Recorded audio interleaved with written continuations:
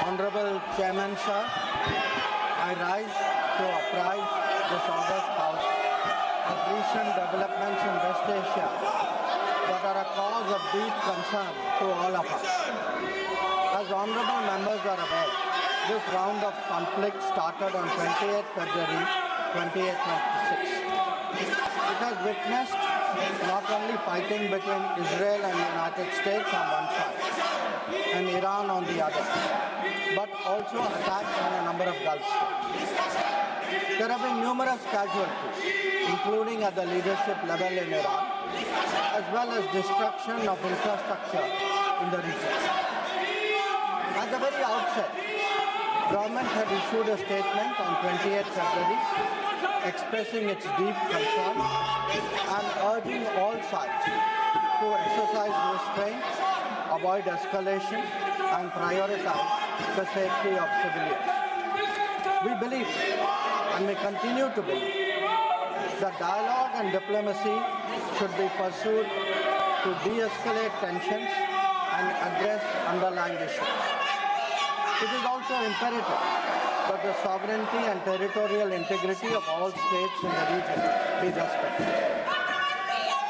Chairman, sir, given the gravity of the situation, the Cabinet Committee on Security (CCS) met on 1 March under the chairmanship of the Honorable Prime Minister.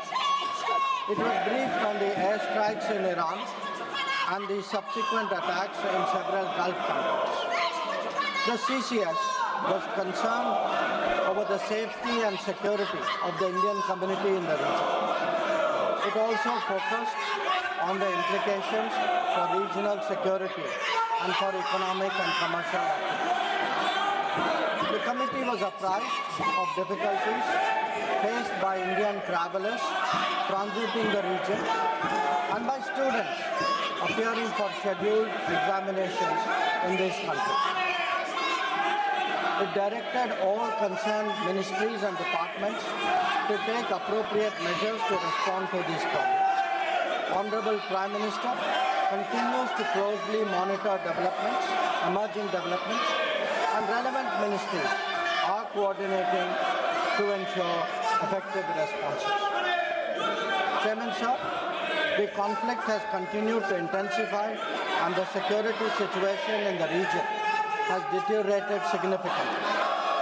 We have noted that, in fact, the conflict has spread to other nations with mounting destruction and deaths. Normal life and economic activities in the entire region are visibly affected and in some cases have come to a halt.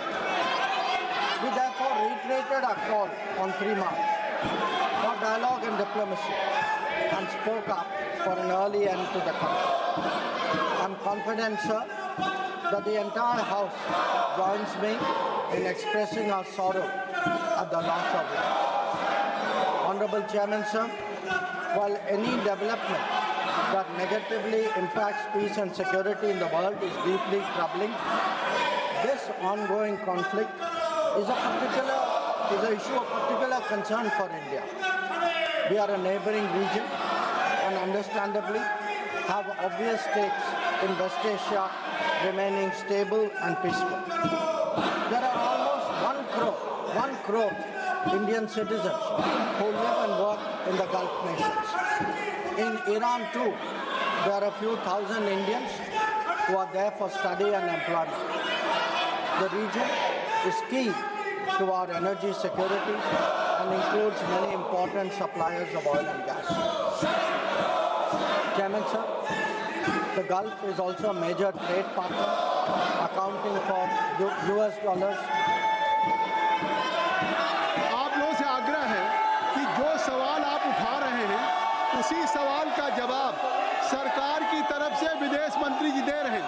अगर आपकी चिंता है कि भारत के लोग gulf में हैं, भारत के लोग ईरान में हैं, मिडिल ईस्ट में हैं, तो क्या कार्रवाई सरकार कर रही, आप क्या परिचय दे रहे हैं?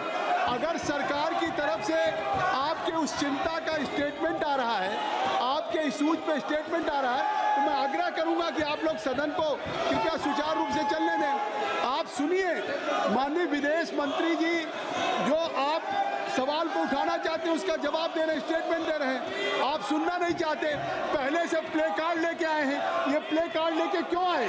कई बार अध्यक्ष जी ने कहा प्ले कार्ड लेकर के सदन में नहीं आया जा सकता, फिर भी आप तैयारी के साथ कि सदन को नहीं चलने देना। माननीय विदेश मंत्री Chairman sir, the Gulf is also a major trade partner, accounting for US dollars 200 billion almost annually of trade. The House is also aware that in the last decade there have been significant investments from the region into the Indian economy. Therefore, the serious supply chain disruptions and climate of instability that we perceive are indeed serious issues.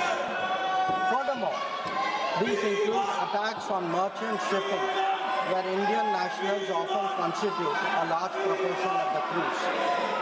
We have sadly already lost 2 Indian mariners and 1 remains missing in such incidents. I know, sir, that the House joins me in condoling the deaths. Honorable Chairman, sir, government has been assessing the situation in West Asia continuously since the 12-day war in June 2025. We noted the indications of growing tension and cautioned the Indian community in Iran accordingly. On 5 January, Indian nationals were advised by the Ministry of External Affairs to avoid non-essential travel to Iran. Those already resident there were urged to register with the embassy, exercise due caution, and monitor embassy website and social media handles.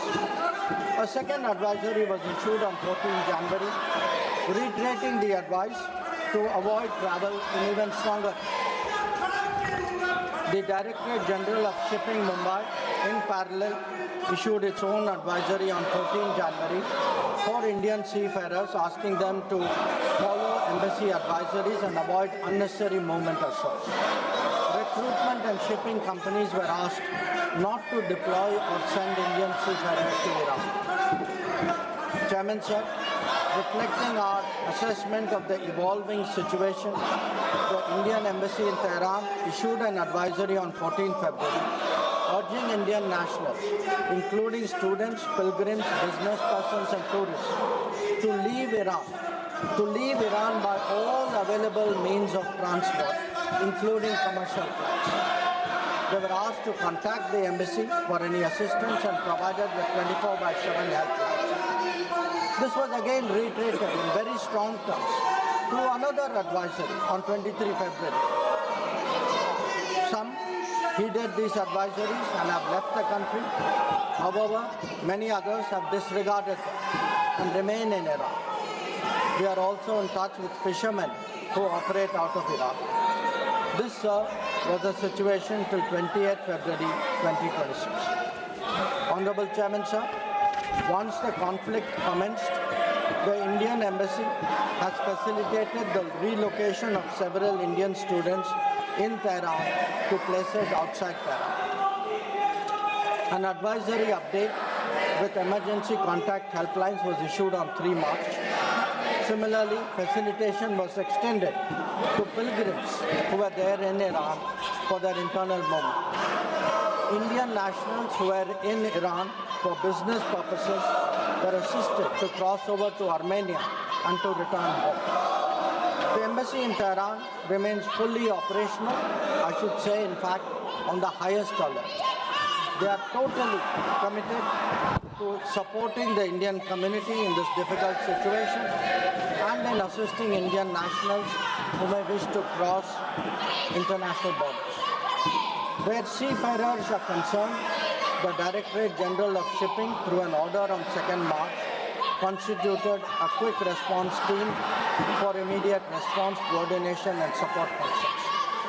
This will function on a 24/7 basis. Honorable Chairman, sir, I would like to inform you that every Indian embassy in the region has similarly issued advisories. This is so with Israel, UAE, Bahrain, Qatar, Kuwait, Saudi Arabia, Iraq.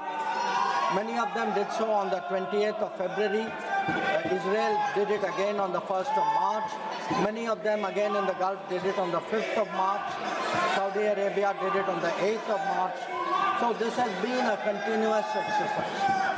The MEA has set up a dedicated special control room to monitor the situation and respond to queries from those affected as well as their families. Our last update was issued on the 7th of March. Chairman sir, I would like to inform the House through you that our diplomats are working hard to assist standard transit passengers in hubs like Dubai, Doha and Abu Dhabi. They have facilitated international border crossings for Indian nationals, including from UAE to Oman and from Qatar, Kuwait and Bahrain to Saudi Arabia. Wherever there has been a partial opening of airspace, we have approved and undertaken commercial flights, including non-scheduled flights, for the return of Indian passengers. Our estimate is that about 67,000 of our nationals have done so as a result. So, the Ministry of Civil Aviation has also put out figures for the last 3 days.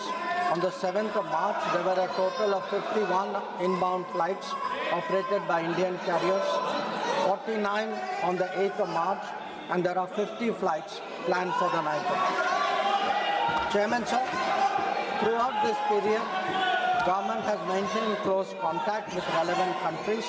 Honorable Prime Minister has personally spoken to the President of UAE, the Amir of Qatar, the Crown Prince of Saudi Arabia, the Crown Prince of Kuwait, the King of Bahrain, the Sultan of Oman, the King of Jordan, and the Prime Minister of Israel. In each case, we received assurances that the well-being of the Indian community will be the priority for the host government. I have similarly been in close touch with my counterparts in these countries.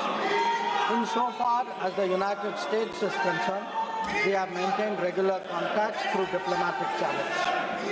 While attempts have been made, contacts with Iran at the leadership level are obviously difficult at this time. I have, however, spoken to Foreign Minister Arakchi on 28th of February and the 5th of March. We will continue this high-level conversations in the coming days. So, the House will also be interested in the issue of an Iranian vessel that is currently docked in Kochi. The Iranian side had requested permission on 28th February for 3 ships in the region to dock at our ports. This was accorded on 1st of March. IRIS Lavan actually docked on 4th March in Kochi. The crew is currently in Indian naval facilities. We believe that this was the right thing to do, and the Iranian foreign minister has expressed his country's thanks for this humane gesture. So, in view of the implications of this conflict for our energy security, I also seek to address that particular concern. Government remains committed to ensuring that fully taking into account availability, costs, and risks of the energy markets. For us, sir, the interest of the Indian consumer has and will always be the overriding priority. Where required, Indian diplomacy has supported the endeavors of our energy enterprises in this volatile situation. Honorable Chairman, sir, let me conclude by highlighting the 3 guiding factors of our approach. 1, India is in favor of peace and urges a return to dialogue and diplomacy. We advocate de-escalation, restraint, and ensuring the safety of civilians. 2, the well-being and security of the Indian community in the region is our overriding priority. We will continue to work with governments of the region towards that end. And 3, our national interest, including energy security and trade flows, will always be paramount. I'm confident, sir, that the government has the full support of this august House on this matter. I thank you. जदि आपंक आम भिडी भल लगा तेब आम channel को like share और subscribe करने को जमा भी भूलु नहीं।